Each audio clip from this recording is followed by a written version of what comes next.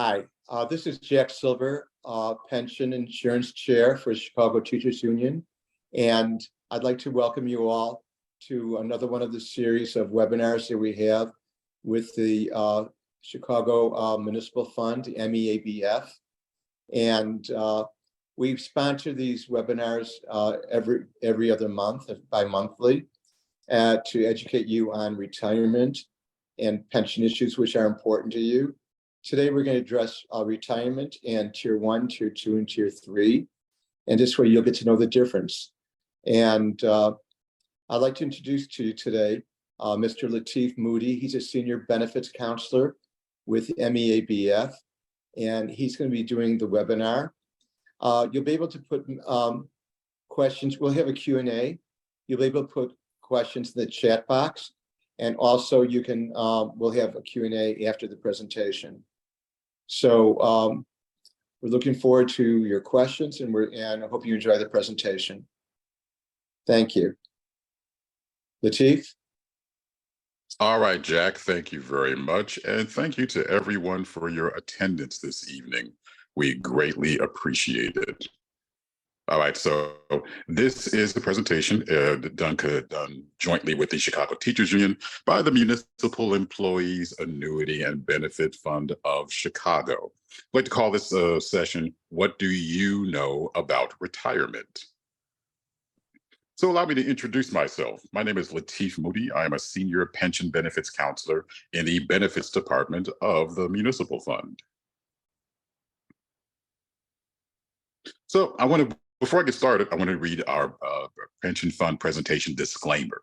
So this presentation was created by the Municipal Employees Annuity and Benefit Fund of Chicago, also called MEABF, to make available general information about the benefits provided by Illinois law to members of MEABF.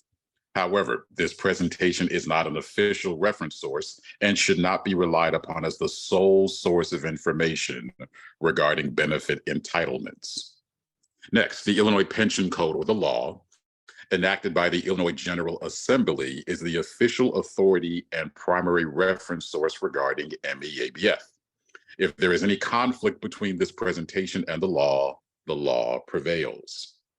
Also, the information contained in this presentation is summary in nature and does not include all conditions, limitations, or exceptions that may be applicable to a particular situation. Every effort has been made to present current information without inaccuracies. Oh, excuse me, let me go back. Without inaccuracies.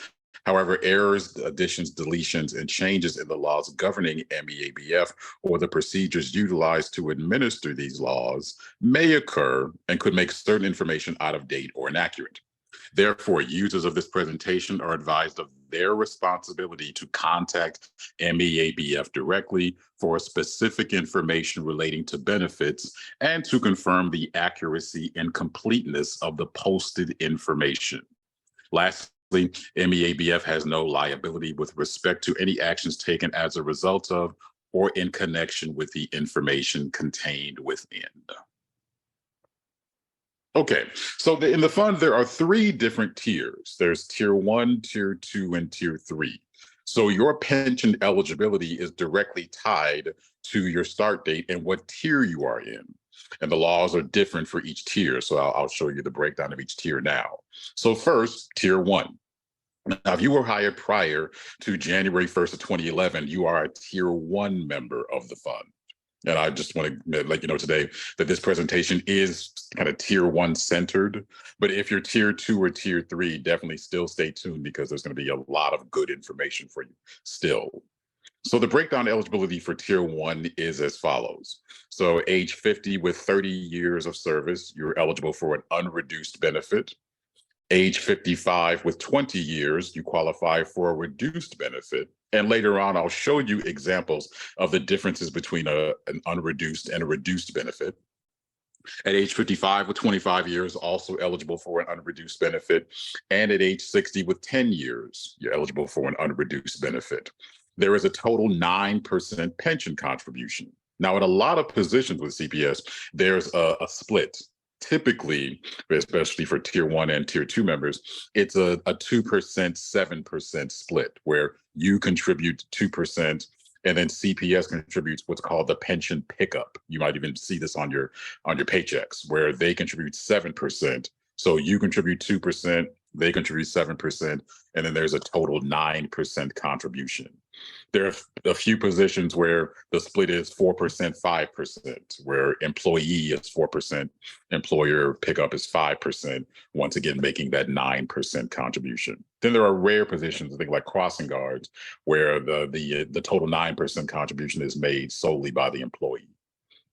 Now, in terms of the pension calculation, there is a 4-year final average salary used. And I'll show you examples later about how that 4-year final average salary is calculated. Now, if you were hired between January 1st of 2011 and July 5th of 2017, you are a Tier 2 member of the fund. So as you can see here, the eligibility breakdown is very different than Tier 1. So for Tier 2, at age 62 with 10 years, you're eligible for a reduced benefit. At age 67 with 10 years, you're eligible for an unreduced benefit. Once again, a 9% pension contribution. And once again, the split 2%, 7%, or 4%, 5%, or once again, total 9% contribution by the employee. Now, a big difference also with Tier 2 is that instead of a 4-year final average salary, there is an 8-year final average salary. Then Tier 3. Now, if you were hired July 6th in 2017 and onward, you are a Tier 3 member of the fund. So for Tier 3 members, the eligibility breakdown is age 60 with 10 years of service for reduced benefit, and age 65 with 10 years of service for an unreduced benefit. Now for Tier 3, there is a 12% contribution total. So there can be a 5%, 7% split in a lot of cases, where 5% employee, 7% employer contribution, and then total making a 12% contribution. And once again, there is an 8-year final average salary, just like Tier 2. And as before I go further, as Jack mentioned earlier, if you have any questions about during the presentation, you can type them into the Q&A box, and I will do Q&A after the conclusion of the presentation. Okay, so now let's talk about the breakdown of the topics I'm going to cover today. I'm going to first talk about pensions. We'll also talk about different types of refunds. I will also talk about what's called reciprocity, which is a very important topic, where if you have time in another pension fund, or what's called a reciprocal pension fund, I'll give you information on that. Another favorite topic after you retire, raises, or what's called a cost of living adjustment. Next, I'll talk about surviving spouse annuities, and then disability benefits, which is also key. I'll show you some examples of how the pension fund calculates your pension. And then also I'll give you some information on the application process when you're ready to apply for retirement, and a kind of a little known topic called the reversionary annuity. I'll give you some information on that. Okay, so here's our breakdown for, once again, the eligibility. Once again, this is for Tier 1 members, started prior to January 1st of 2011. You are eligible for retirement if you are between the ages of 50 and 54, and if you have 30 years of service. You are also eligible for retirement if you are between the ages of 55 and 59 with at least 10 years of service. And if you separate from service, and I always say the word separate, I never say quit or resign, because sometimes people believe that things are different if they're terminated from employment versus leaving voluntarily, and they're not. You know, the benefits are the same, whether you leave your job voluntarily or not. So I would say separate. And if you separate from employment at age 60 or older with any years of service, you are also eligible for a pension benefit. Okay, so first type of pension I'll talk about is what's called a money purchase benefit. Now, if you're between the ages of 55 and 59, and if you have 10 years but less than 20 years of service, then you only qualify for a money purchase benefit. Or if you separate from service at age 60 or older and you have less than 10 years of service, once again, you're only eligible for a money purchase benefit. So the money purchase benefit, it's essentially a life expectancy calculation where we take your total contributions and we divide them by an age factor. Okay. And so that's how we calculate a money purchase benefit. Like I said, so it's based on your age and the amount of money that you have contributed to the fund. So it's not the ideal situation at all. In a lot of cases, and I've seen them, and it's even though it's pretty rare, a money purchase might only be a few $100s a month. And there can be situations where the money purchase is not for life. It might only be for a certain number of years and months. So that's not the money purchase is not a guaranteed lifetime benefit. So it definitely is not the ideal situation to be in. Most people are not retiring with a money purchase benefit, but it is an option that is available to you. Okay, our main way we calculate pension and what happens to most people is where we calculate pensions using what is called the minimum formula. So the minimum formula is based on three factors. It's based on your age, your 4-year final average salary. Once again, I'm going to show you some examples of how the final average salary is calculated, and your years of service, the time that you have paid into the pension fund. So these are the three factors that we use when we're calculating your pension. Like I said, I'm going to show you some examples of how a pension is calculated using the minimum formula. So a couple of notes about the minimum formula. Service credit is calculated using calendar years. Oftentimes people think that service credit is about school years. No, the pension fund uses calendar years to calculate credit.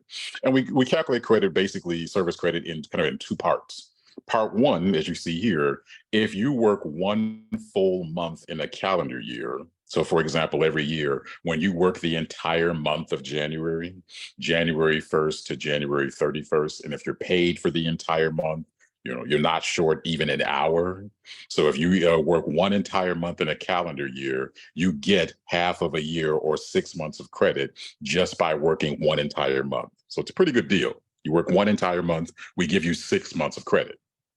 Another thing that happens is when you work 6 months in the calendar year, January through June, for example, we give you a full year of service every year in June. So every year, June 30th, we process a ton of retirements because people understand that pension-wise, their pension is set for the year in June because, like I said, once you reach June, you work 6 months, we give you a full year of service. So the pension amount in June is the same as the pension amount in November or December. So every year, a ton of people retire in June because they've got their full year at that point, and their pension is set for the remainder of that calendar year at that point. So here's why this is called the minimum formula. So if you are at least age 60 or older when you separate from service, once again, separate meaning you leave employment voluntarily or involuntarily, it doesn't matter. But if you separate from employment at age 60 or older and you have at least 10 years of service at that point, then you qualify for a minimum pension of $850 per month. So you have to meet both of those requirements. You must work until at least age 60, and you have to have at least 10 years of service at that point, and then you qualify for at least $850 a month for life. But I think is the maximum benefit, kind of the reverse. We talked about the minimum benefit just now. Now we have the maximum benefit. So if you are at least age 50, and if you have at least 33 and a half years of service, then you will receive 80%, that is the maximum benefit, 80% of your 4-year final average salary. So if somebody is at least age 50, they have at least 33 and a half years of service, we simply just do a 4-year average, the average out their highest 4 consecutive salaries out of their last 10 years worked, and we just give them 80% of whatever that 4-year average ends up being. Next, another option is what's called deferring your pension. So if you have paid at least 10 years of service into the fund, if you once again separate from service, you do have the right to leave your contributions with the fund and then choose to defer your pension until a later date, either turning age 55 or turning age 60, kind of whatever the case is, whatever's going on in your particular situation. You have the right to defer your pension until you reach the age eligibility in order to be able to retire. One thing to note about this, contributions left with the fund while not a contributing member do not receive statutory interest until used for pension purposes at a later date. So just be mindful of that. So next I'm going to talk about refunds. So if you separate from service, once again, doesn't matter if it's voluntary or not, and if you're not eligible for a pension benefit at that time, so for example, if you didn't get to 10 years of service, for example, let's say you're 45 years old and you have 9 years of service, so you get to 10 years of service when you're separated, or if you did have enough years of service, but you're not age eligible just yet, so, and you want money now, essentially, you don't want to defer your pension, as I was just talking about, you may apply for a lump sum refund of your pension contributions. You do have that option of applying for a refund if at the time that you separate from service, you are not eligible for a monthly pension for whatever reason. Like I said, you didn't earn enough years to be eligible, or you're not age eligible at the time that you separate from service. And your contributions are refunded to you with statutory interest up to the date that you separated from service. A very common misconception is people think that if they separate from service and if they leave the contributions with the pension fund and then come back 5 years later, that the contributions will have gained 5 more years of interest after they've left service. That is false. The interest stops accruing at the date that you separate from service. So just be mindful of that. Okay. Another note to note is that if you are pension eligible when you separate from service, and if your pension is calculated to be less than $800 per month, you do have the option, instead of taking a monthly pension, you do have the option of taking the lump sum refund. Like I said, so I'll repeat that. If you separate from service and you are pension eligible at that time, and if the pension is calculated to be less than $800 per month, in lieu of a monthly pension, you can accept a refund of a lump sum refund instead of your pension contributions, a one-time payment instead of a monthly pension. But conversely, if you separate from service and you are pension eligible, and if your pension is $800 a month or more, you have to take the monthly pension. And this is all pension law. This isn't like a fund policy. This is law. Yeah, so if you separate from service and you're eligible for pension, if that pension is $800 a month or more, you must take the monthly pension. You don't have an option of taking a refund instead of the pension. Another thing to note is a different kind of refund. So this is what's called the nickname for this is what's called the no spouse refund. So if you are single at the time of your separation from service, in addition to your monthly pension, if you're eligible for that, then you will also receive a lump sum of your spousal contributions, because everyone in the fund by law contributes for a spousal benefit, whether they have a spouse or not.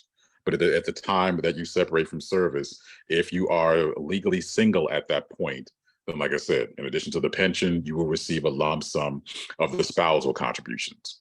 Now, I always clarify in these instances what legally single means, because sometimes people have a little bit of confusion about that. So legally single means you've never married. Legally single also means you are divorced. Legally single also means that you are widowed. However, legally single does not mean that you are married, but you haven't seen your spouse in 15 years.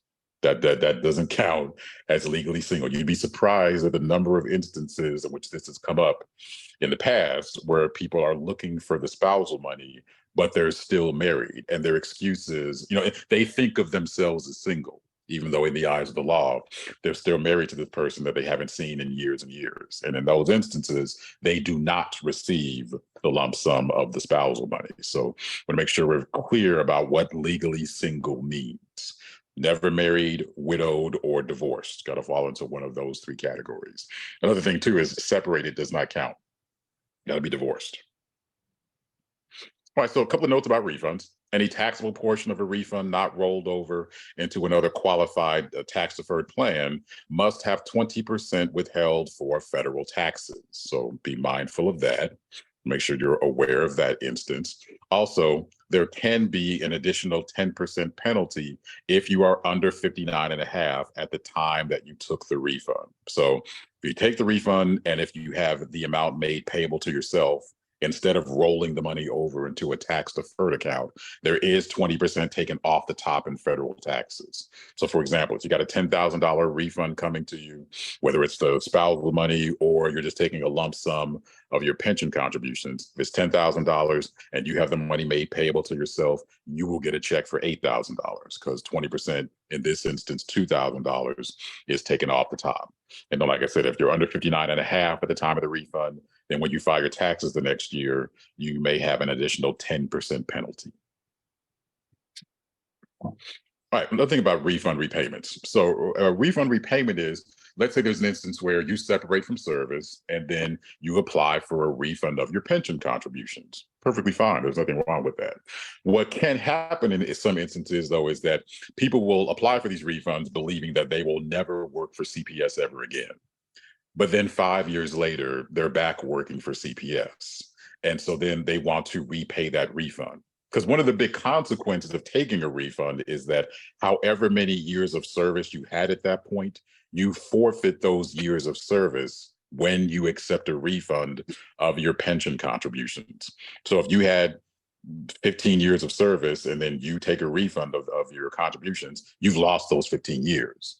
And then if you wind up back at CPS thinking that, oh, I've got 17, 18 years of service, no, unless you pay that refund back with interest, you can't get that time back. I have had to break that news to people more than once that instead of having 20 years of service, they have 5 years of service because they didn't know that when they took that refund that they lost their years at that point. So if you do take a refund and if you and then you lose your years, if you wind up back working for CPS again, and then you want to get those years back, you do have the option of repaying that refund that you took out with interest in order to reestablish those years. But you must do so within 90 days after you separate from service again. So there is a window after you separate from service in which you can repay that refund and gain those years back. So if you are thinking about separating from service and taking a refund, just be mindful of two things. Number one is that that's it. Once you take the refund, you're not entitled to any future benefits. That's one thing to be aware of. And then number two, like I was saying, when you take a refund, however many years of service you have at that point, you forfeit those years when you take the refund. I have spoken to too many people over the years that have said to me, well, I didn't know that that was going to happen when I took the refund. So just be aware of that. All right, let's now talk about reciprocity. So there are about a dozen public pension funds here in Illinois that fall under what is called the Illinois Reciprocal Act. You can even Google that phrase, Illinois Reciprocal Act, and you can kind of read up on it in your leisure. This is all public information. So if you have at least 1 year of service or more in any of the funds listed here, that time can potentially be combined together under what is called reciprocity, and you could have a reciprocal retirement. So, and I'm the reciprocal coordinator for the fund, so I deal with this stuff every day, really. So let's just say, for example, you're trying to get to 20 years of service. You're 55 and you are trying to get to 20 years of service. Well, if you have 12 years of service in our fund, you worked for CBS for 12 years. And then prior to that, you worked for the Cook County Pension Fund, or worked for Cook County, I should say, for 8 years. That would those 8 years would fall under the County Employees Annuity and Benefit Fund of Cook County.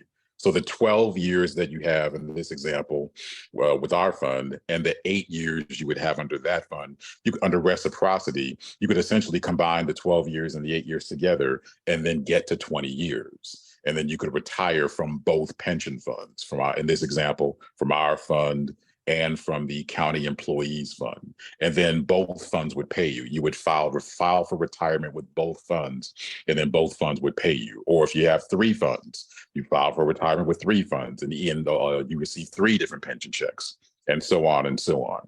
So yeah, all these funds listed here are what are called reciprocal funds. So the ones I deal with the most are the top one you see there, the Cook County Pension Fund. Many people become CPS teachers, then they become members of the Chicago Teachers Pension Fund. I deal with them all the time. Also the Park Employees Annuity Fund and the State Universities Fund. So all these funds here are reciprocal funds. So like I said, if you have at least 1 year of service or more with each fund, then the time can potentially be combined together for a reciprocal retirement, where you retire from 2 or more funds at the same time. Okay, so now let's talk about a fun topic, the COLA. All right, so people always ask me, so after I retire, when do I start getting my raises? So it's directly tied to your age at retirement.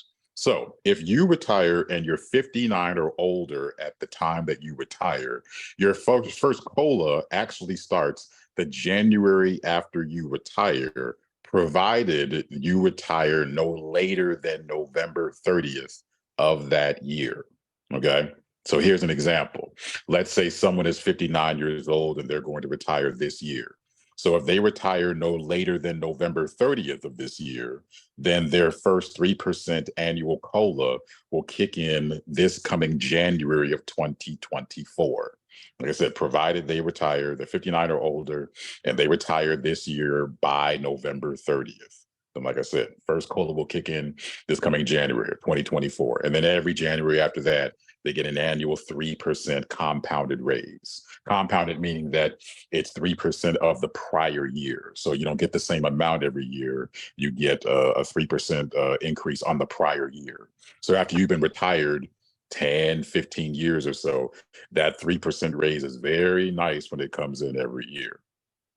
Now, the thing about the retiring no later than November 30th is that there's this weird accounting rule where if you retire in December and you're 59 or older, then you lose out on the first year of the 3% increase. So, for example, if someone is 60 years old and they retire this year in December, they will not get a 2024 increase. Their first increase in this example would be not until 2025. So like I said, if you're 59 or older when you retire, it is best to retire no later than November 30th and to avoid a December retirement. Now, if you're under age 60 and on the first anniversary date of your retirement, your first COLA is going to begin either on the employee's 60th birthday, if it's earlier than the third anniversary of their retirement, or the latter of the third anniversary of retirement, or age 53. So let's talk about the number one there for a second. So let's say that somebody retires this year and they're 58 years old. Okay. They're 58 and they've already had their birthday for the year. So they're 58 when they retire and their birthday is already passed. That means that they're going to turn 60 the year after next in 2025. So since they reach age 60 in 2025, in January of 2025, that's when they'll begin receiving their annual 3% increase. Because it's in this case, they were 58 years old and they will turn 60 before they reach their third anniversary. So in that instance, their COLA will begin January of 2025. But let's talk about number two. So let's say someone retires this year and they're 53 years old and they have 30 years of service. They're tier one and they have 30 years. They're 53 years old. So they go ahead and they retire. So in that example, the third anniversary of their retirement will be 3 years, January of 2026. So in that example, if someone is 53 years old and they retire this year, their third anniversary of retirement is the year 2026. So in January of 2026, that's when they will begin to receive their annual 3% increase. So the main thing to remember about the COLA is that the closer you are to age 60, or if you're 60 or older when you retire, the shorter that your wait is before the COLA begins. But the longest wait that you will have, no matter when you retire, is 3 years, your third anniversary of retirement. That's the longest that you will wait. All right, a couple more notes about the COLA. The COLA will begin the January that you become eligible. Now, if you are receiving a term annuity, so going back to what I mentioned earlier, if you're receiving a money purchase benefit that is not for life, where it's only for a certain number of years and months, then you are not entitled to a COLA, not eligible for it. Also, surviving spouses for tier one are not eligible to receive a COLA. and neither are minor children, children under the age of 18 that are receiving a survivor benefit after their parent has passed away. They're not entitled to COLAs either. Okay, let's now talk about surviving spouse annuities. So for death in service, a member who passes away while they're still an active employee, if they pass away while they're still actively working or after they retired, generally speaking, the benefit to the surviving spouse is half of what that employee was receiving at the time of their death. A couple more notes about minimums of benefits for surviving spouse annuities. So the minimum is $800 a month if the employee that died while they were actively working, or what's called a death in service. If the minimum benefit is $800 a month if that employee died with at least 5 years of service. And the minimum is $800 per month if a retired member passes away and they retired with at least 10 years of service. Then once again, minimum benefit to that surviving spouse is $800 per month. For death in service or after resignation, a spouse annuity is limited to 50% of the employee's highest salary. So there is a cap in these instances. If a member dies while they're actively working or after they resigned or separated from service, then there is a limit there of 50% of the highest salary. Let's now talk about disability benefits. So the pension fund offers two different kinds of disability benefits, what's called ordinary or non-duty disability, an injury or illness that is not work-related, and then duty disability, an injury or illness that is work-related. So for ordinary disability, the benefit is 50% of whatever the member's current salary is. And for duty disability, the member receives 75% of their salary minus workers' compensation. So what happens with a duty disability is that workers' compensation pays 66 and 2/3%, of the salary. And then the pension fund pays 8 and 1/3%. So when you combine the 66 and 2/3% and the 8 and 1/3%, that does combine to 75%. So a duty disability benefit is 75% of the worker's salary. Ordinary or non-duty is 50%. Now, a very important note about disability benefits, and I've dealt with this many times over the years. Oftentimes, people aren't aware that they need to apply for disability benefits with the pension fund also, in addition to applying for disability benefits with their employer. So it's very, very important that if you find yourself on a disability benefit with your employer, contact our office and also apply with our fund. Speak to our disability representative or our disability supervisor and apply for benefits with us. The biggest reason is that you only receive service credit if you, while you're on disability, if you apply with the pension fund. Like I said, so you don't want to miss out on years of service and you don't want to miss out on disability payments from the pension fund also. Here's a reason why you definitely don't want to miss out on the disability payments. The reason is disability benefits can only be backdated 1 year from the date of application. So here's an example. I had this about a year ago. So I spoke to an employee, spoke to a member of the fund who had been on disability with their employer for the prior 3 years, but they never knew that they needed to apply with the pension fund also. They never did that. So as you can see here, once again, as I just said, we can only backdate you 1 year from the date that you do apply. So like I said, it had been 3 years that she had been on disability. Well, we could only take her back 1 year prior. So she missed out on 2 years of disability payments and 2 years of service credit.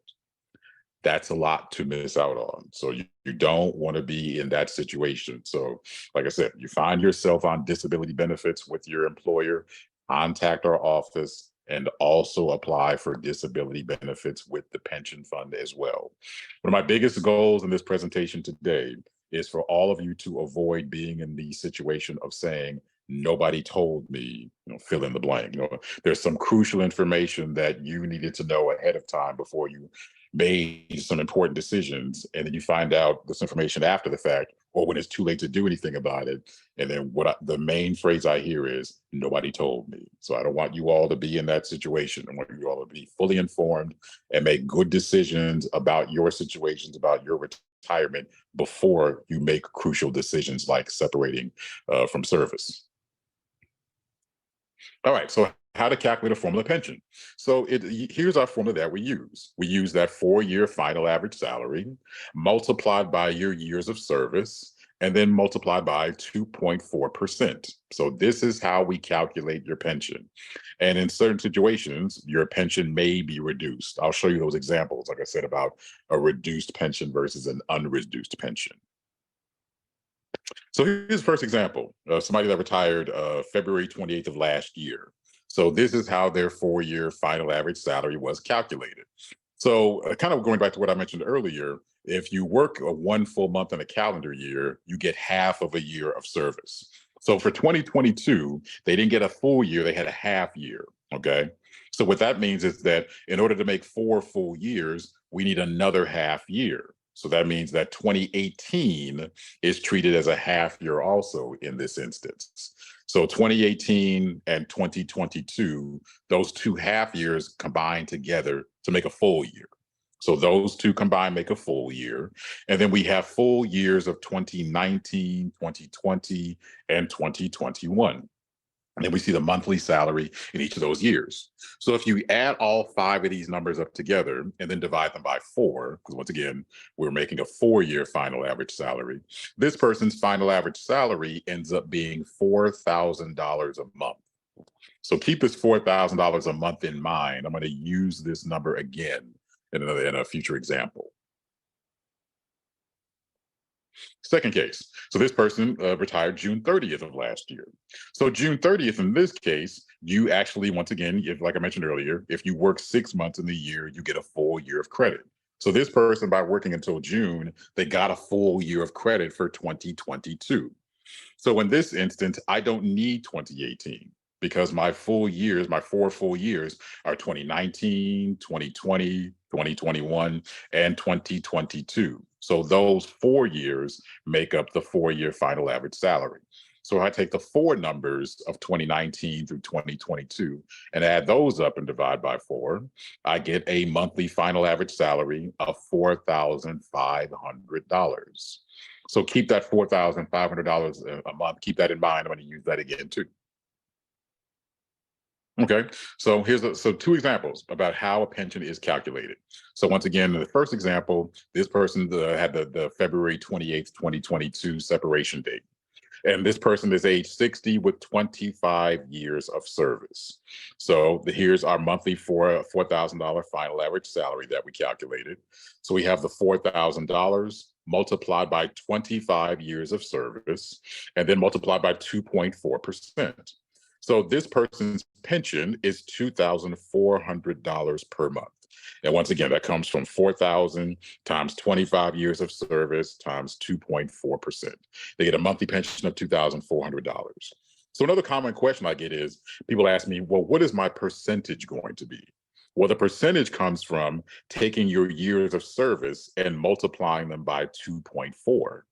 So 25 times 2.4 in this instance means that this person is going to get 60% of their final average salary, which makes sense because 60% of 4,000 is $2,400. Second example, once again, retiring June 30th of last year. So this person is, once again, age 60, but since they worked until June, they got an extra half year. So they get to 25 and a half years of service in this second example. So as we mentioned before, previously, when we had the June 30th calculation for the final average salary, it was $4,500 a month. So $4,500 a month now times 25 and a half years of service multiplied by 2.4% gives a monthly pension of $2,754 a month. So by working until June in this example, this person is going to get about an extra $354 a month in pension. And so in this second scenario, the percentage is 25 and a half times 2.4%. So in this second example, they're receiving 61.2% of their 4-year final average salary. Okay, next let's talk about the reduction that can happen in pension. Don't see this a lot, but it definitely can happen.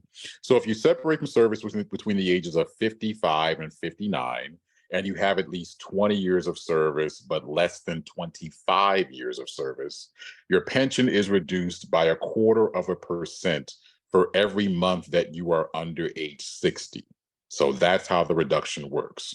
0.25% for every month that you are under age 60. But once again, only if you are between the ages of 55 and 59, and if you have 20 years of service, but less than 25 years, somewhere between that interval. If you have 25 years of service and you're in this age range, there is no reduction. So here's a little bit of a table to show kind of how the reduction plays out. So the maximum reduction is at age 55, and the max is 15% of a reduction. So we can do a bit of math to illustrate that. So if you're 55 years old, you're 5 years away from being age 60. 5 years is 60 months, because of course, 12 months a year times 5 years is 60. So 60 months. 1/4 of 60 is 15. So that's where the 15% is coming from, because like I said, 1/4% reduction. And at age 55, they're 60 months away from being age 60. And as you can see, essentially every year as the person gets closer to age 60, when they retire, that reduction is smaller. So if you retire at age 57, it's a 9% reduction. If you retire at age 58, it's 6%. And then at age 59, 3%. And kind of as I mentioned earlier, at age 60, there's no reduction. So the reduction only takes place, if it's going to take place, it's if you retire between the ages of 55 and 59. And once again, with 20 years, but less than 25 years. But the closer you are to age 60 when you retire, the shorter, or the smaller, I should say, the reduction is. Now, one note too, the reduction is permanent. Sometimes people think that if they retire with the reduction, that when they turn age 60, the reduction goes away. It does not. It is a permanent reduction. So whatever the percentages of the reduction, it is permanent.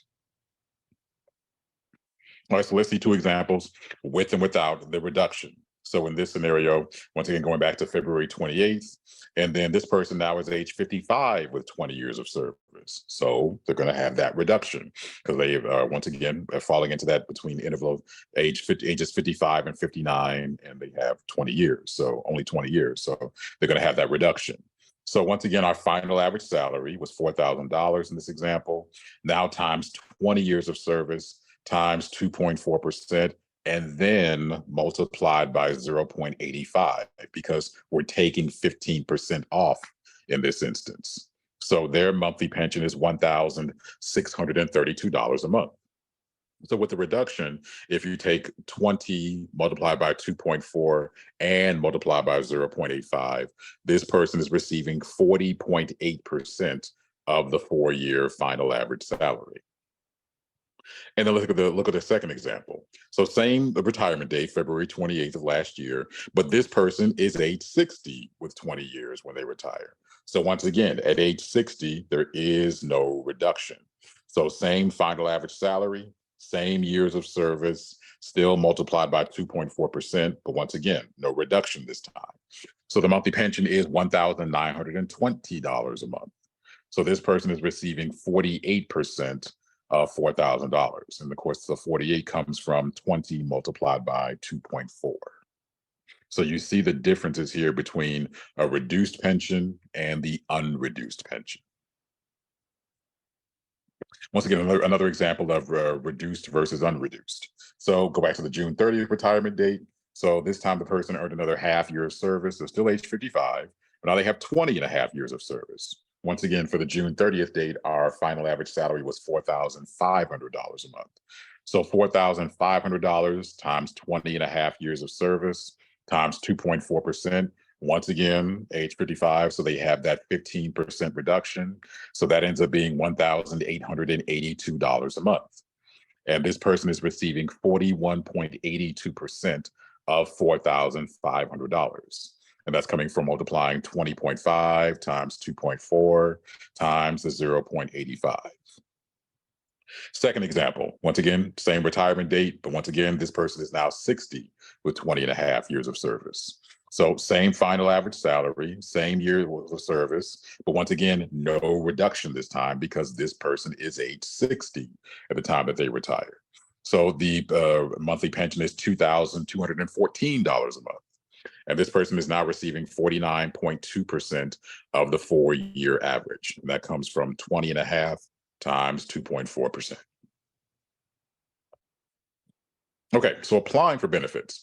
After you've informed your department that you are resigning, it is strongly recommended you completed an application with our office and submitted 2 months prior to your retirement. This is not mandatory, but it's a really, really good thing to do. That way, you're not scrambling to turn your retirement application into us as you're getting close to your retirement date. So, for example, if somebody is retiring July 31st of this year, they should give us the application in May.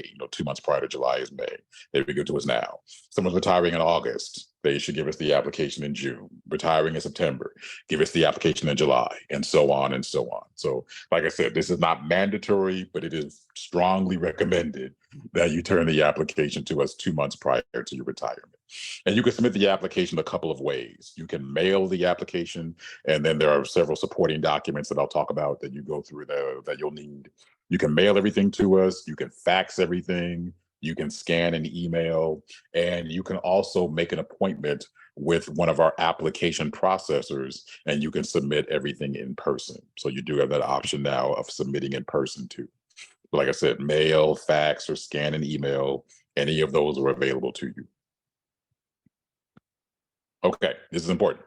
So if you're eligible for pension at the time that you separate from service, and if for whatever reason you don't apply for pension at the time that you separate from service, you wait a couple of years to apply for pension for whatever reason, it happens. The key thing to note is that we can, kind of like the disability benefits, we can only backdate you 1 year from the date that you applied. So here's an example. You might say, well, what does that mean? Here's an example. So let's say someone is 60, age 60, and they have 20 years of service and they separate from service. But for whatever reason, they don't apply for pension for 2 years. They just don't need the money or whatever's going on. But the problem with that is that when they do apply for pension, we can only take them back 1 year from the date that they apply. That's the effective, or the start date of their pension is 1 year from the date that they apply.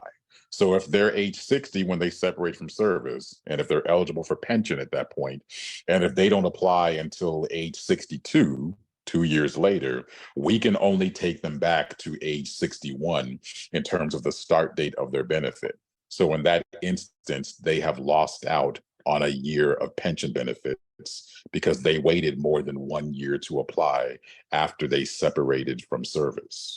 So be mindful of that. Keep that in mind, definitely, as you're thinking about retirement. So if you know you're separating from service, definitely give our office a call, speak to a counselor like myself, learn your options, get a pension estimate, make fully informed decisions. Because once again, I don't want you to be in that situation of finding out crucial information and then it's too late to do anything about it. And then you're the person again, just like other people I've talked to, and you're saying, well, nobody told me. So no, I want you to have the good information right now. So now let's talk about these supporting documents that you'll need when it comes to applying for pension. So these are the list of all the supporting documents that we'll need. And we just need copies of documents. We don't need any originals. So we do need proof of resignation. So we'll need a letter from your employer, from CPS, confirming that you have separated from service and what that date was, what your last date of work was. So we need that. We also need copies of your driver's license or state ID. If you're currently married, we need a copy of your marriage certificate. If you are divorced, we need a copy of the divorce or death certificate from all marriages. A very common misconception is people think that we only care about divorces that took place while they were working for CPS. That is false. If you've been divorced 4 times, we need all 4 divorce decrees. Now, one key thing about divorce decrees is that we don't need the entire divorce decree. There really are just a couple of key pages that we have to have. So of course, the first page with you and your ex-spouse's name on it. And then the last couple of pages that mention that the divorce is granted, and then also the page that with the judge's signature and court stamp. So those are the important pages that we need out of the divorce decree, but we don't necessarily need a 30-page divorce decree that talks about who got custody of the goldfish and stuff like that. We don't need those details, but we definitely need those important details. Like I said, first page and the last couple of pages that mention that the divorce is granted, and with the judge's signature and the court stamp. We definitely need those pages. Also, we'll need a birth certificate or passport for you and your spouse if you have one. So, birth certificate or passport, once again, copies, no originals, and a copy of your social security card, and for your spouse if you are currently married. And if you want to set up direct deposit, which I strongly recommend versus having your checks mailed to you, your pension checks mailed to you, we definitely need a voided check or a letter from your bank with your routing number and account number on it in order to set up direct deposit. So these are the required supporting documents that you must turn in as a part of your retirement application. If you're in a civil union, very similar to being married, we need a copy of the spouse's birth certificate or current passport and a copy of the civil union license. And if you're divorced or widowed, a copy of the civil union decree or the death certificate. Okay, reciprocal consideration. So if you plan to retire under the Reciprocal Act, you must declare your intent at retirement. I've had a couple of cases over the years where a member retires and they start collecting pension from us, and then they come back to us after the fact and say, "Oh, I'd like to do a reciprocal retirement now with the Cook County Pension Fund," for example. Well, you can't do that. You can't elect reciprocity after we have started paying you pension. You must have that on your application at the time that you retire, and you must retire with the other fund or funds also at the same time. So you get to declare your intention at retirement, retire from both or all pension funds at the same time, and you must file that application with each pension fund. Because once again, each pension fund is going to pay you their portion of your pension in a reciprocal retirement. Commonly, people think that if they're retiring from two or more funds, that they're only going to get one check combined. No, each pension fund pays you their portion, but you must retire with both or all funds, and you must be eligible for retirement from both or all funds. Okay, so now let's talk about the reversionary annuity. It's something it's not used very often at all. I think out of tens of thousands of retirees, we probably only have 150 cases of the reversionary annuity. I think you'll understand why after I'm done explaining it. So if you want to set aside money or and have a monthly benefit upon your death for a member of your immediate family, so it has to be someone that's immediate family, a spouse, a child, a sibling, or parent. It has to be one of those people. You can choose to elect the reversionary annuity, and you can set aside money out of your check. You can have money deducted out of your pension check, and then that's set aside, and then the reversionary benefit would then kick in for that reversionary beneficiary upon your death. Okay, now, like I said, this does involve money being deducted from your pension check every month. Now, normally when I tell people that, they don't want to hear anything else about it. That's the most they want to hear. But that is the way that the reversionary benefit works. So there's a form that needs to be completed if you want to elect the reversionary annuity, but that form must be in our office prior to the effective date of your pension. So if somebody's retiring June 30th, and if their pension effective date is July 1st, well, we have to have that form prior to July 1st. If we get the form, in this example, July 1st or afterward, we will not accept the form. We'll send it back to you. But so we have to have the form in our office prior to the effective date of your pension. So once again, just make a note of that. So if the application is received after the effective date of the start of your annuity, then we're not going to accept the form. And of course, if you do elect the reversionary annuity, and if you change your mind, and if you decide you don't want to do it, that's fine. You can absolutely change your mind anytime prior to resignation. So, like I said, if you resign, your last day is June 30th, and then you come back to us afterward and say, oh, I've changed my mind, I don't want to do the reversionary, can't do it after you resign. So if you do elect the reversionary annuity, make sure that you're sure about it. And then if you do change your mind, you have to do so prior to resignation. Can't do it afterward. Okay, so the reversionary annuity, there's a formula that's involved in terms of calculating how much that reversionary beneficiary will receive. So, for example, you might choose to have $100 a month deducted from your pension checks for the reversionary annuity, and then your beneficiary might receive double that upon your death. They might receive $200 a month. So the calculation is based on your age, the beneficiary's age at the time of your retirement. It's based on those two things. So just because, like I said, you have a certain amount deducted out of your pension check, that doesn't necessarily mean that that's the amount that that beneficiary will receive. So just be mindful of that. Now, a couple of things to be mindful of also when it comes to the reversionary beneficiary or the reversionary annuity. I think this is another reason why it's not used very often. In many cases, the few cases that it does happen, but when I've seen it, it's where the reversionary beneficiary is someone that's disabled or struggling with their health in some way.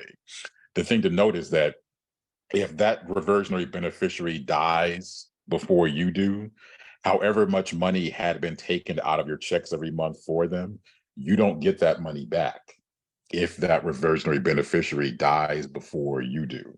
Okay, so be mindful of that. So if you've had $200 a month taken out of your check for 2 years and for that reversionary beneficiary, and if that beneficiary dies, you don't get that back. That $200 a month that you would put taken out for 2 years, that's gone. You do not get that back. Another thing to keep in mind too is that in order for the reversionary annuity to go into effect, you have to live a full year, a full 365 days after you have signed that form. So if you don't live for a full year after you have signed that form, a full 365 days, and then you pass away, the reversionary annuity does not go into effect. So, like I said, this is an option, but it is a little used option. Most employees don't elect the reversionary annuity. Most people just go get a life insurance policy of some kind instead of doing this. Okay, so this is also important. So if you call our office and if you want any information on your account, so you want to know how many years of service you have, or you want a pension estimate, you want to know how much money you currently have with the fund, any of these things, you have to have a membership record on file with the fund in order for us to process any kind of request for you. So most members of the fund do have a membership record on file, but definitely I would say people that are kind of newer employees, like hired in the last 4 or 5 years, in a lot of cases they don't have a membership record on file, and they call the office and they want that information, and then we tell them, well, we can't give it to you, we need to send you a copy of the membership record, and then they turn that back into the office, and then we can process any request that they want. So you got to have a membership record on file with the fund. It's really, really important. If you're not sure if you have a membership record on file, contact the office, call us, send us an email. We can absolutely tell you if you have a membership record on file or not. And if you don't have one on file, we can mail a copy to you, or we can email it to you and you print it out, or you can actually go to our website and you can print it out from there at any time.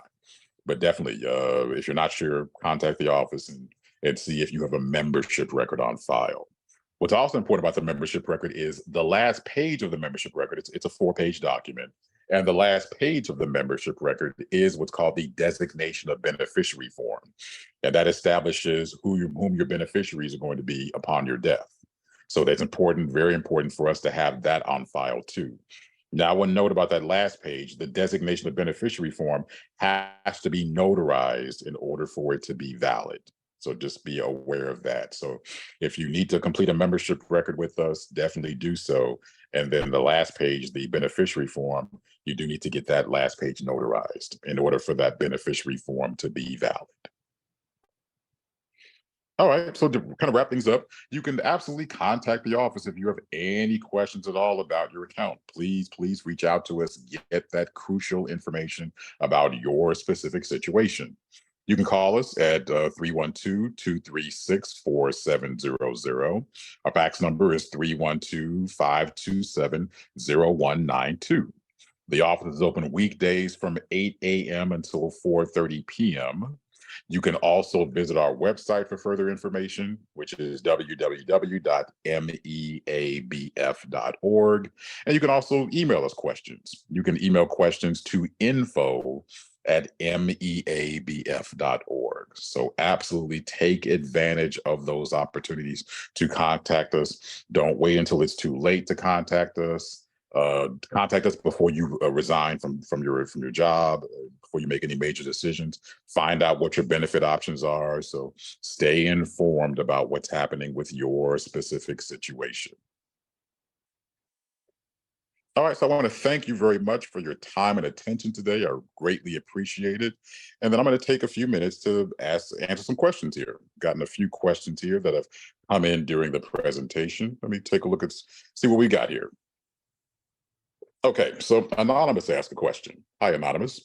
Says, if I change positions and I become eligible for the CTUF, assuming this is CTPF, I'm going to make that assumption, the Chicago Teachers Pension Fund. Where does that leave my MEABF account? Do I need to take a lump sum refund? I've had an MEABF account for only 2 years. This is a great question. So it's really up to you. You have the option, once you are no longer contributing to this fund, if you then become a CPS teacher and become a member of the Chicago Teachers Pension Fund, you can choose to take a refund of the money that you have in our fund. And if you had 2 years of service, as I mentioned earlier, you do lose those 2 years if you take the refund.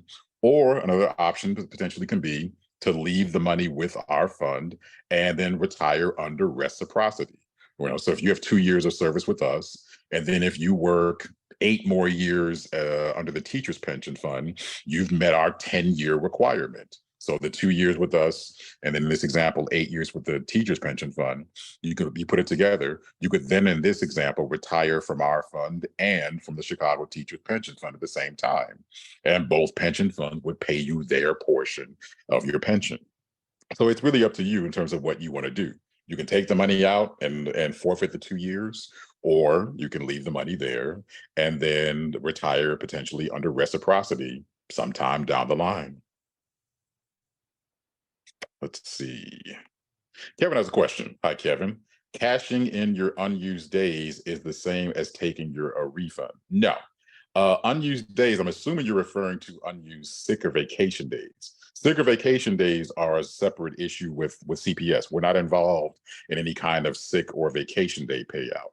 Taking a refund is taking a refund of the pension contributions that you have made. By law, once you're working for CPS and you're a member of this pension fund, you're contributing to this fund out of every paycheck. And then if you separate from service, once again, voluntarily or involuntarily, and then you want a lump sum refund of the money you've contributed, that's what you're getting back when you apply for a refund of your pension contributions. Like I said, not related to sick days or vacation days. Let's see. M. Roland 2 has a question. Hello. If you retired in June at the age of 62, do you still qualify for the COLA 3%? If you are a Tier 1 member, yes. For Tier 2 and Tier 3, the eligibility for the COLAs is different. You've got to wait longer until at least age 67 in order for the COLA. But if you're a Tier 1 member and you retired in June at age 62, then yeah, the COLA will qualify. The COLA will kick in this coming January. If you retire this year in June, then next year in January of 2024, that's when you'll start getting a 3% COLA. But like I said, if you're Tier 2 or Tier 3, then you've got to wait until the January after you turn 67. That's different. Denise has a question. Hi, Denise. What if you are age 55 with 30 years of service? Well, if you're Tier 1, you're eligible for retirement. Absolutely. Yeah. So call us, get an estimate if you haven't done so already, and talk to a counselor, and get your questions answered and get an estimate. Absolutely. Let's see. L. Ortega has a question. Will there be a transcript of recording that will be available? Yes, the teachers union is going to make this presentation available. Absolutely. Delphine has a question. Can I collect the spousal benefits if I am still married? You cannot. Spousal benefits are only the lump sum of the spousal refund, or what I said, what we like to call the no spouse refund. That is only given to you at the time that you retire if you are legally single. So if you are married at the time that you retire, then that money, that lump sum of the spousal contributions, that stays with the pension fund, and that is used to fund a survivor benefit for your spouse in the event of your death. So that's what happens to the spousal money if you are married at the time that you retire.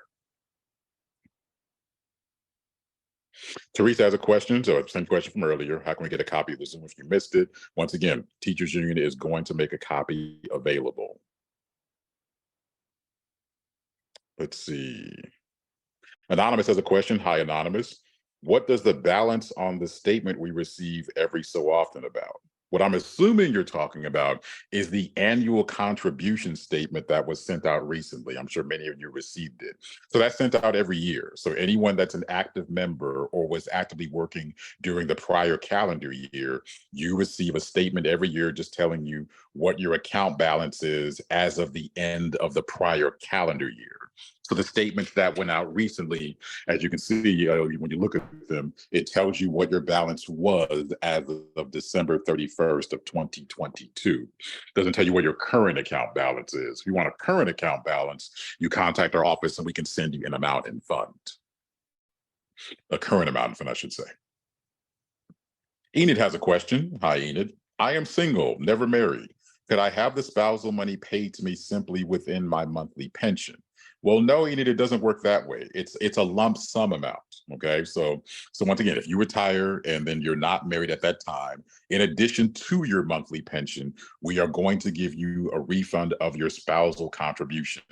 And then you will decide, there's a form in the retirement application where you will decide what you want to do with that lump sum. You can have the money made payable to yourself and take that 20% tax hit that I was talking about earlier off the top, or you can choose to roll the money over into a tax deferred account, and then you pay the 20% in taxes sometime down in the future when you draw the money out of that tax deferred account. You can also actually do a split of those two options. You can have some of the money payable to yourself with that 20% tax hit, and then you can choose to roll over the rest. That's entirely up to you. You'll make that decision as part of the retirement application, where you'll tell us on the no spouse refund election form what you want to do with that money. I often tell people, or my advice is to, if you have someone that does your taxes, to speak to your tax advisor about what to do with that lump sum. Joaquin has a question. Hi, Joaquin. Is my pension taxed before I receive my check, or do I pay taxes at the end of each tax year? This is a great question. It's actually up to you. So there, once again, going back to the retirement application, one of the forms that you'll fill out is a similar form to what you filled out now when you're working. It's called a W-4P form. So you will choose what you want to do as far as for the federal taxes. You pay federal taxes on your pension, but under the current laws, here in Illinois, you don't pay any state taxes here in Illinois. So you just pay federal taxes. So there are three options that you can choose from in terms of the federal taxes. Option one is you can choose to not pay federal taxes monthly out of your pension check, and you can deal with the issue when you file your taxes the following year. That's one option. Option two is you can choose a filing status of single or married, and any number of exemptions you want to claim, single and zero, married and one, whatever you want to do. And then the third option is you can choose to have a flat amount of money taken out of your check every month.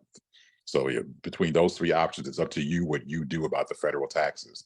Kind of like the no spouse refund, I advise people to speak to their tax advisor about which of those three options they should choose. People often ask me, well, which option should I choose? I can't tell you. A, I'm not a tax advisor, I'm not an accountant. B, I don't know your financial situation, so I can't advise you as to what you should do as far as federal taxes. But those are your three options. But if you have someone that does your taxes, then absolutely consult with them. Anonymous has a question. Hi, Anonymous. If you are let go in June, but are rehired by September of the same year, does this affect your pension? Well, I'm assuming that in this example, you're saying that you don't take any action in between June and September. You don't apply for pension. You don't apply for a refund. Your money's just sitting there. It really has no effect in that scenario because if once you get to June, assuming you have worked all 6 months in the year up to that point, January through June, you've already gotten your full year of service, like I was mentioning earlier. So if you once you get to June every year, that's your service for the year. So if you go back in September, essentially you're just picking up where you left off, but you're not losing anything. Nothing really happens as long as you don't apply for pension and don't apply for a refund. You're just picking up where you left off. Gonzalez has a question. Hi, Gonzalez. Can you sub for CPS once you retire without affecting your pension? This is a great question. Now, under the laws prior to I think 2021, the law was that you for our fund is you could not work for the city or for CPS in a support capacity at all, just point blank period. You couldn't work for the city, couldn't work for CPS in a support capacity. They did change the law last year that the one position after retirement that you can work for CPS is as a SECA, as the special education classroom assistant. That's the only position that you can work part-time after you retire. Other than that, you cannot work for CPS or for the city. Outside of that, you can do whatever you want. But the Jack, only Are you about to position. jump in on that? Latif? Yes, sir. Yeah, this is Jack again. Mhm. Yesterday, our lobbyist in Springfield, the CTU, has Mhm. worked very diligently for the PSRPs and contributors of the MEABF. And there's a bill waiting for the governor's signature that any contributor of MEABF, who's whether they're PSRP, they'll be allowed to substitute. Ah, This is just I just found this out yesterday, okay. and All waiting right. for the governors. It was Yes, once they retire, and and they're waiting for the benefits to be worked out with CPS. But as soon as the law is signed by the governor, then the PSRPs who are retired will be able to substitute. And we have to give thanks to the leadership of the Chicago Teachers Union, especially Crystal Williams Hayes, who is Absolutely. my secretary. Recording secretary, and the author, and Stacy Davis Gates and Jackson Potter and Maria Marino. They worked very diligently with the legislature to get this passed for the PSRPs. and Kurt Hilgendorf, who was lobbying in Springfield for this. I understand it was part of the big omnibus bill that was passed on pensions. It does have to go back to I think it goes back to the Senate just for some slight changes, and then it'll go to the governor's desk. Or maybe it already did go back for concurrence. But in any Nate, case, yeah. I heard today that it's waiting. It sounds like it's waiting for the governor to sign. Oh, beautiful. And it is expected to be signed by the governor. Yes, yes, the governor is expected to sign it. Thanks to the lobbying of the Chicago Teachers Union, especially Excellent. Crystal Williams Hayes, who's worked very diligently with the state legislature. Oh, excellent. So thank you. Okay, so that answers that question. So let's go to another one. Let's see your question. Hi, York. What is the COLA for Tier 2 employees? Another excellent question. So the Tier 2 COLA actually works because the laws are different. Tier 2 COLA works differently. It's not the same amount every year, actually. So it's the lesser of 3% or 1/2 of the consumer price index for the prior year. So the COLA for Tier 2 employees, it varies year to year, essentially. It's not a set amount. Chris has a question. Hi, Chris. Can you please briefly discuss health insurance after retirement? Sure. So health insurance it's a bit of a tough issue. Unfortunately, the pension fund does not offer insurance currently after retirement. So depending on your age bracket, you can kind of have a couple of options depending on your age at retirement. If you are under age 65 at retirement, your first option is COBRA, and you would sign up for COBRA through your employer. Now, COBRA has some pros and cons to it. On the plus side, if you currently have CPS insurance, then COBRA is a continuation of the insurance that you currently have. As a minus, though, COBRA only lasts up to 18 months.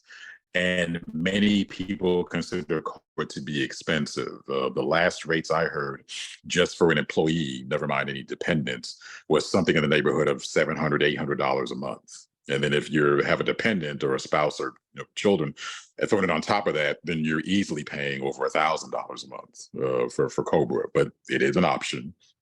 So Cobra is one option. Another option, if you're under age 65, is simply to get your own insurance. So you could go to, for example, the healthcare.gov website, the Obamacare website, do some plan shopping there and pick out a plan of your own. Another option that can happen sometimes is if you are married and if your spouse has insurance where they're not a dependent on your insurance, your spouse has their own insurance, then you could pursue becoming a dependent on your spouse's insurance. I hear that from people frequently. So those are your three options there if you're under the age of 65. Now, if you're 65 or older when you retire, the main option for insurance is Medicare. And then you want to make sure that you are applying for that 3 months prior to your retirement. You want to make sure that you're getting your Part A and your Part B as in boy. And then you also need to look for what's called a Medicare supplement or a Medicare Advantage plan, because Part A and Part B of Medicare only cover 80% of expenses. And then you need something to kick in, sign up for something to kick in to cover that other 20%. Like I said, either a Medicare Advantage plan or a Medicare supplemental plan.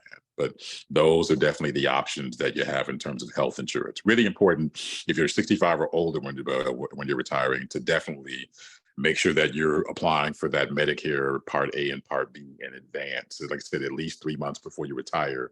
So for example, if somebody is retiring in August, they need to call now.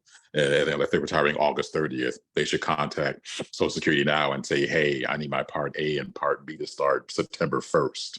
And then they also need their supplement or Medicare Advantage plan to kick in September 1st also.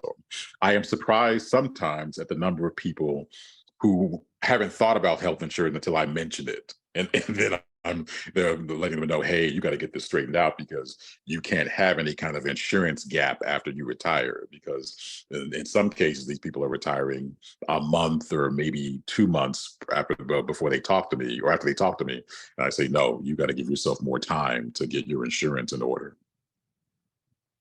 Anonymous has a question. Hi, Anonymous. If I am divorced prior to retirement, is the spousal benefit returned to me? And if I am deceased prior to retirement, is my spouse eligible for benefit payments? Well, these are kind of two different situations, but let's answer the first question. So if you're divorced prior to retirement, then yes, once again, as long as at the time that you retire, that if you are legally single, then yes, you are, when that's divorced, never married or widowed, then once again, in addition to your monthly pension, you will receive the lump sum of the spousal contributions. Now, you said that if you're deceased prior to retirement, is your spouse eligible for benefit payments? That depends. I mean, it's a kind of a case-by-case situation that's a little more complicated, but in many cases, the spouse is eligible for a survivor benefit. But it directly involves how many years of service you have at the time of your retirement. So, for example, if someone is tier 2 or tier 3 when they pass away, and if they were not actively working at the time that they passed away, or what's called a death of an inactive member or a death out of service, the person passed away, but they were not actively working, not actively contributing to the fund, then in that scenario, the employee had to have at least 10 years of service at the time that they passed away in order for their spouse to be eligible. So that's how the eligibility would work in that instance. So yeah, it's like I said, it's kind of complicated, and it all depends on what's going on in that particular situation, how many years of service in particular that employee had at the time that they passed away. Let's see. Galaxy A12 has a question. Hi, Galaxy. Would my pension be affected if I retire at 30 years of service and 6 months shy of turning age 60? No, it would not. As I mentioned earlier, the reduction only comes into play if you are between the ages of 55 and 59 and have 20 years or between 20 years and less than 25 years. If you have 30 years of retirement, then no, there's no problem. Your pension is not affected, I should say. New has a question. Hi, New. Why does the statement read amount you owe the fund and it has an amount, but no loans have been taken? This is a great question too. Sometimes, and this is rare, there can be what is called an error in deduction, meaning that there was an amount that was supposed to have been taken out of your pension check at one point, but it wasn't. So that's an amount that by law you owe the fund. So if you see that on your statement, call us and ask us about it. So because essentially the pension fund is going to get its money either way. So you can go ahead and you can write a check for whatever that amount is and just kind of take care of it then. Or when you either apply for a refund of your contributions or apply for pension, whatever you're eligible for, the fund is going to subtract that amount, whatever it is. It's going to subtract that amount out of whatever money you're given. So the fund is going to get its money one way or another, but you may want to go ahead and just deal with that now. So call the office and ask about that amount. And then, like I said, if they confirm that you do owe that amount, you can just write a check to the fund and go ahead and pay for it now. Like I said, otherwise that amount will be deducted out of any future benefit you receive. Let's see. Anonymous has a question. Let's see. Oh, I answered that one already. So let's see.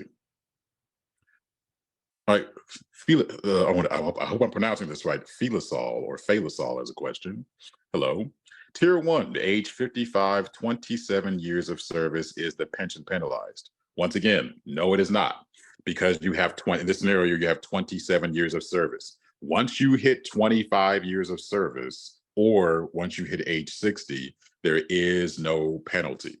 So the penalty only applies between the ages of 55 and 59. And if you have 20 years, but less than 25, those are the only situations in which your pension is affected. That's it. Let's see. Enid says, thank you. Not a problem, Enid. All right, Jack, I think I have reached the end of the questions. I'm not seeing anything else pop up at the moment. Lateef, you did an amazing job answering all the questions. Oh, sure, no problem. Thank you, Lateef, for your superior presentation as always. Oh, happy to do it.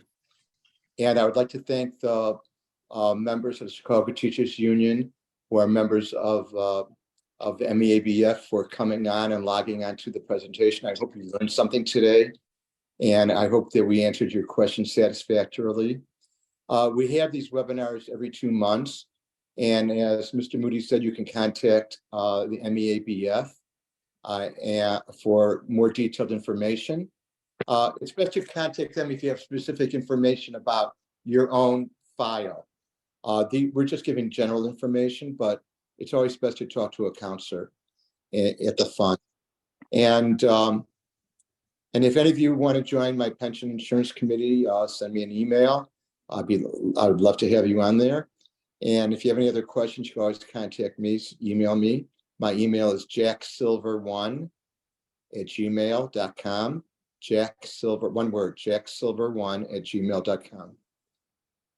Lateef, thank you again for everything. You did a great job, wonderful job as always. And I thank you again. And thank you everybody for coming to the presentation today. We know you worked hard today and you made the time. Thank you again.